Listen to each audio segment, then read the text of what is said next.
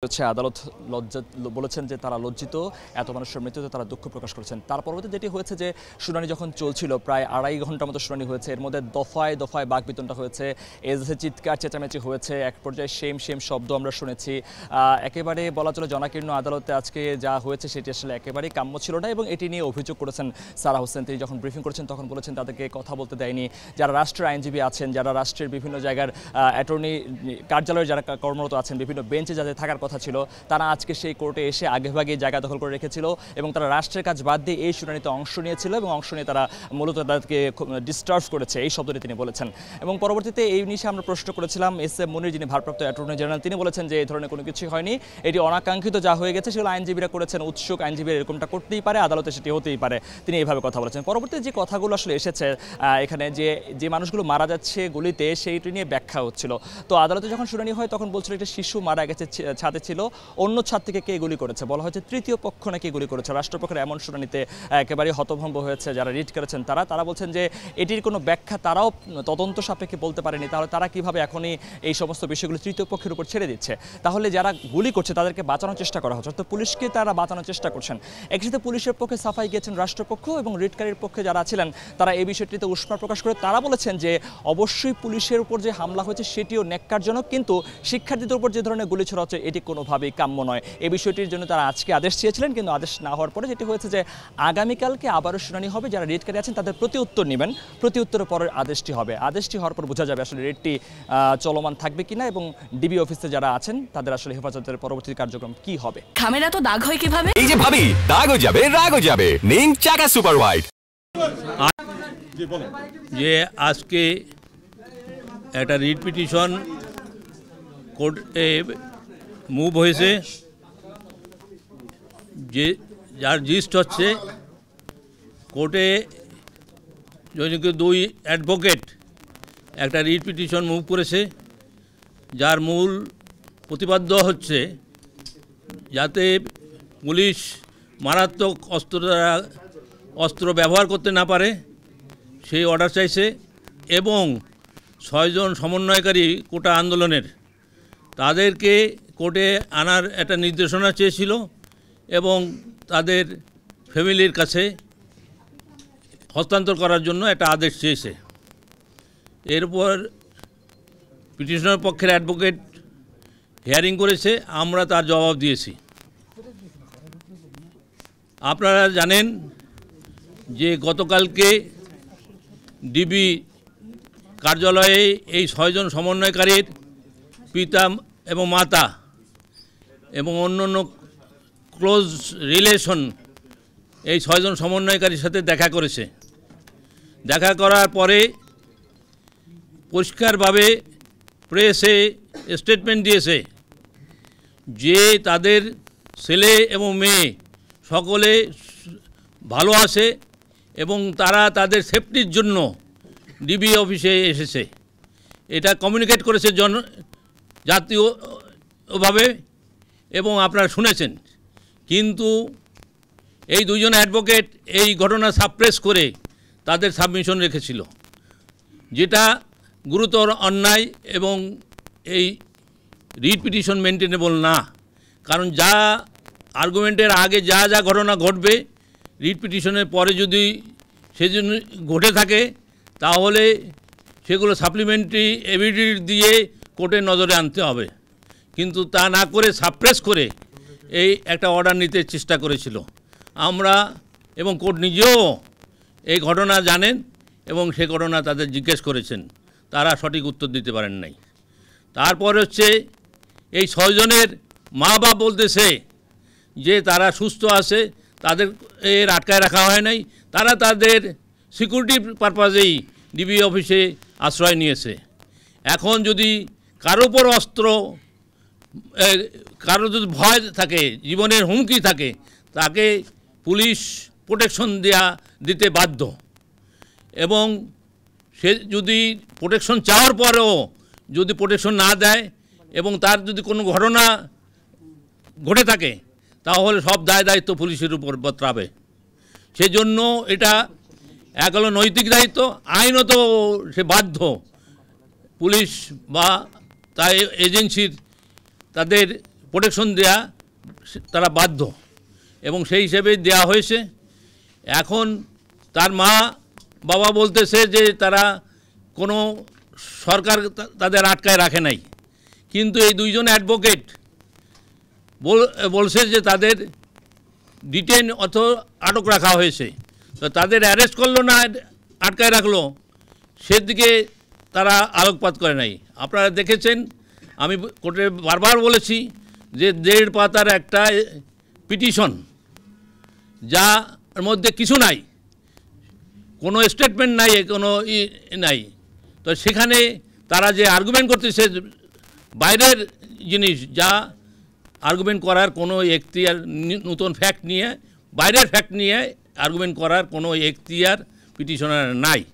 আমি বলতে চাইছি যে যেখানে সরকার বলছে যে 150 মারা গেছে, এই 150 যেটা মারা গেছে তারা তৃতীয় পক্ষের গুলিতে হতে পারে, যেহেতু তারা একটা বাচ্চার ঘটনা কোর্টের কাছে প্লেস করেছে। আপনারা দেখেছেন প্রথম আলোতে এই ঘটনাটা ছাপা হয়েছিল এবং বাচ্চা ছাদে ছিল। তো এই আমরা বলেছি, তারা এটা দেখাচ্ছিল যে বাচ্চাও রেহাই পাচ্ছে না। আমরা বলেছি যে বাচ্চা ছাদে ছিল, এটা আমরা সরকার পক্ষ সকলেই এর জন্য দুঃখিত এবং আমরা মর্মাহত।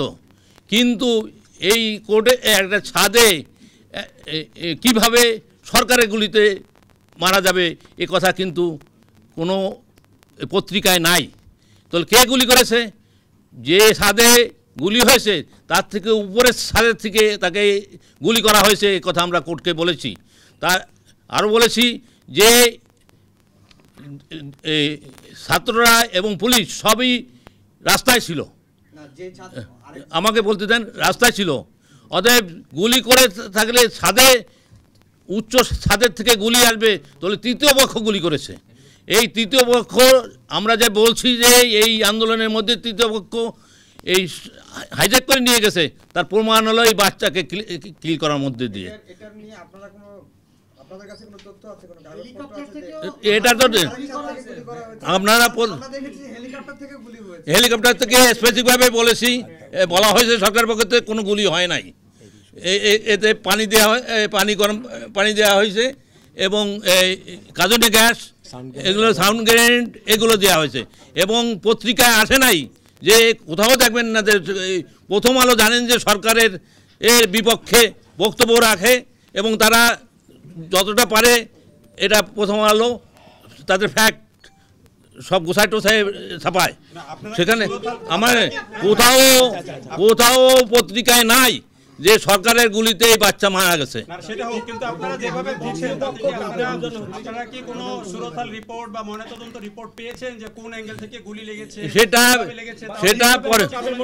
সেটা তার কাছে তদন্ত হবে এবং সেটা স্পেসিফিকভাবে বলা হবে। কেস নাম্বার, হ্যাঁ, আমরা এই কেসের মধ্যে থাকতে চাচ্ছি। আমরা এই প্রত্যেকটা, আপনারা জানেন যে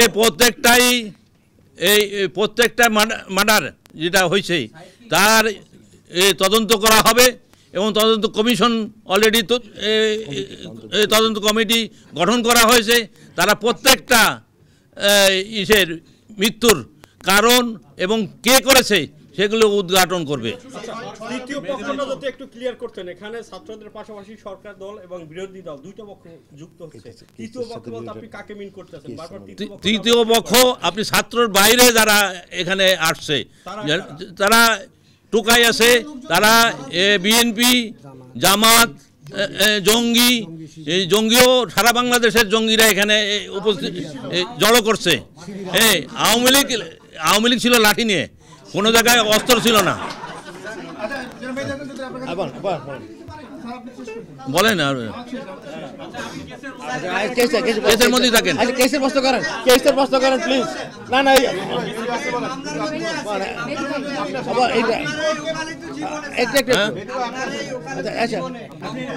কেউ নিরাপত্তা চাইলে নিরাপত্তার সংখ্যা প্রকাশ করলে তাকে ডিবি অফিসে বা থানায় নিয়ে গিয়ে রাখা হয় কিনা এরকম কোনো এটা আছে যদি চায় এরকম হয়েছে অনেকবার হয়েছে এবং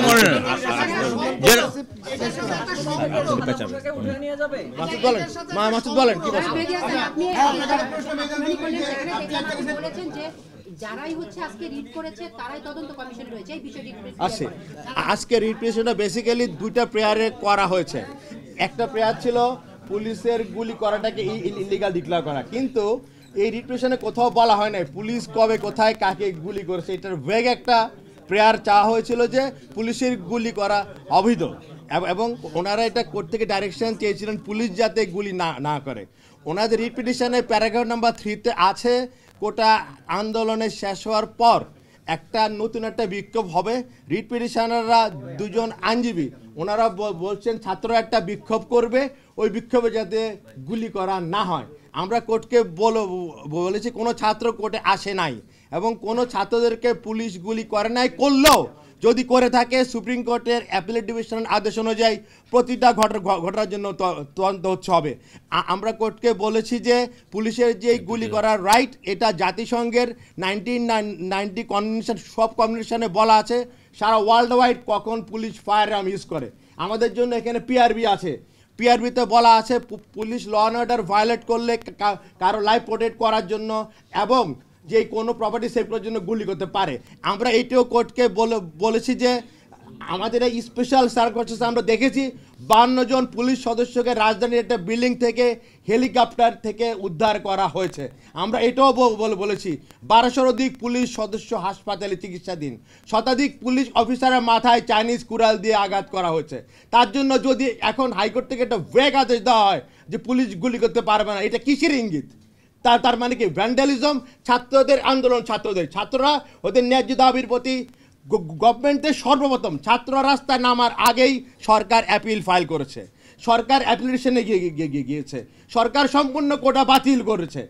তারপর কোটা 93-তে নেমে এসেছে। অ্যাকচুয়ালি এটা মুক্তিযোদ্ধা না পেলে এটা 98 হবে। কিন্তু আমরা বলেছি যে ছাত্রদের আন্দোলনের নাম দিয়ে রাস্তায় যেহেতু হুলিগান ভ্যান্ডালিজম চলেছে তাদেরকে উৎসাহিত করার জন্যই কতিপয় ব্যক্তি রিট পিটিশন ফাইল করেছেন। তার কারণ হলো যারা রিট পিটিশন ফাইল করেছেন তারা একটা গণতদন্ত কমিটি গঠন করেছেন, যারা এর পিটিশনার তারা আবার ওই গণতদন্ত কমিটির মেম্বার। এখানে আমরা দেখিয়েছি ওয়ান অফ দ্য রিট পিটিশনের বাবাও ছিলেন একজন, যে উনি হাইকোর্টে একটা রায় দিয়েছিলেন, ওই রায়ের ভায়োলেশনে হয়ে যায় যে এই পুলিশ যদি তার রাইট অ্যাক্সেস করতে না পারে।